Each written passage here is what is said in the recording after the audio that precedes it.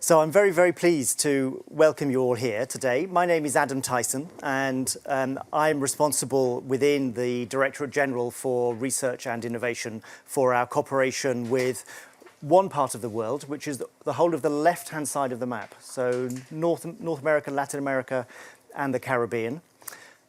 I want to welcome you here in the room, but I also want to welcome our partners in national contact points who are watching this remotely around the world.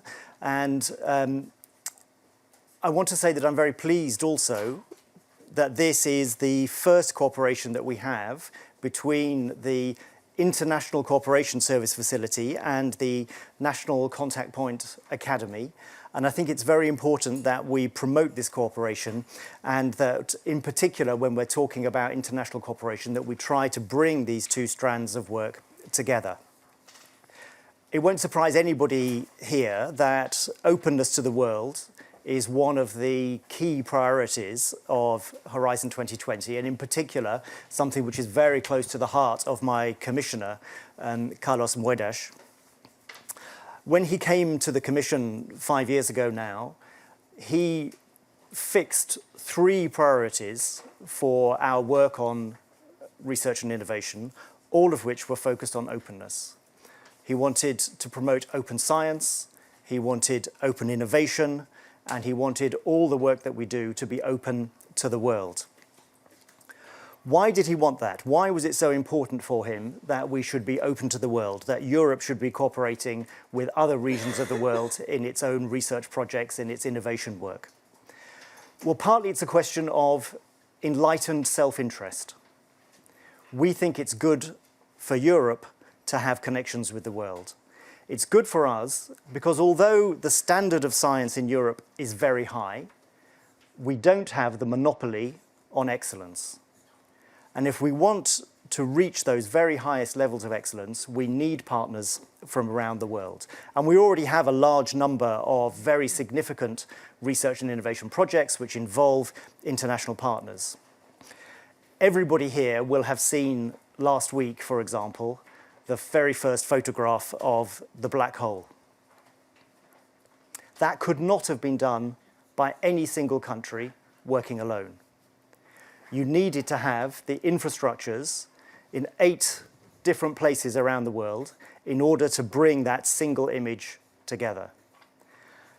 We were very pleased to have been able to help with that through funding from the European Research Council, but also through funding over many, many years for the European research infrastructures, which were necessary in order to contribute to that project. But of course, our international cooperation is not only about fundamental science. It's also about trying to solve global challenges, challenges which need international cooperation to solve them. You need only to think about the problems of marine research, of microplastics in the seas, of climate change, of water, and all of these different issues require international cooperation. And that, if you like, is the second reason why international cooperation is so important for us. Again, enlightened self-interest. Horizon Europe is going to continue with this emphasis that we have on openness and international cooperation, and indeed will strengthen it. So I'm very pleased that we're going to be able to talk today for the first time in this context about how we can already now strengthen our integration between our different research and innovation systems. As I've said, the event today is organised by the NCP Academy and by the International Cooperation Service Facility. The Academy will be known to all of you here. You have been involved in many of their events over the years and will have come to appreciate the support that they've given to you. Some of you may not be familiar with the International Cooperation Service Facility, which has been in existence for a couple of years now, and which has focused exclusively on international cooperation with many, many activities in third countries around the world.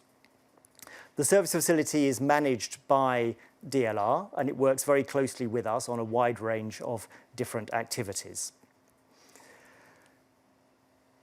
Now, NCPs within Europe and within the associated countries are certainly very familiar with the internal workings of Horizon 2020. But not all of you are exposed every day, like we are in the international team within RTD, to international cooperation. When it comes up, sometimes it can be something of a challenge. We know that it doesn't always work smoothly. There are many little things that you have to adapt, you have to adjust, you have to take account of when you're working with partners from outside of the European Union or outside of the associated countries in order to make that integration into a project work successfully. So today we're going to discuss various topics, all of which will focus on those issues. How do you deal with these different aspects of the cooperation? And it's important that we do it now because there are still 30 open or soon to be open project calls which will involve international cooperation and where international partners are invited to cooperate. And there will be more before the end of Horizon 2020. So the message I think here today is that it takes two to tango. International cooperation is not just a question for national contact points in countries outside of Europe and the associated countries. We need to ensure that everybody in these partnerships is familiar with the way these things work. There are a number of international cooperation flagships where the cooperation or the participation of third country partners is going to be compulsory, which are coming up. There are currently 5. There are 2 calls in health. There's 1 in transport, 1 in environment, and 1 in research infrastructures.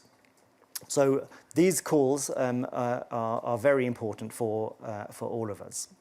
And our hope is that after today's event, NCPs both within Europe and outside of Europe will have a better idea of how to work together, both by showing NCPs in Europe the opportunities that there are to work beyond Europe's borders, and by connecting our international national contact points to the networks which are already established in the EU. That's very important for us that we get this integration. So while this is the very first NCP event where we have brought partners like this together, it is only the beginning. And we intend to repeat this exercise as we have more international activities coming up. The Horizon 2020 NCP network has around 2,700 members. If you take the ones that are outside the European Union, about half of those are in what we call third countries. 900 of them are completely outside of the Horizon 2020 family of EU countries and associated countries, so 1/3.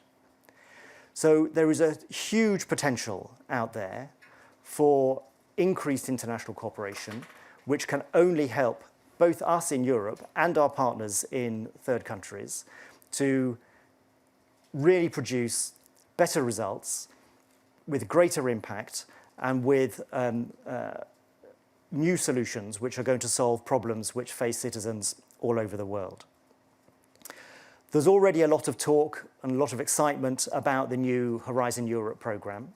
We have still some work to do in terms of designing the strategic programming for the new programme, and we are going to have a completely new approach to doing that with the involvement of many, many stakeholders, not only in Europe but also across the world over the next 9 months.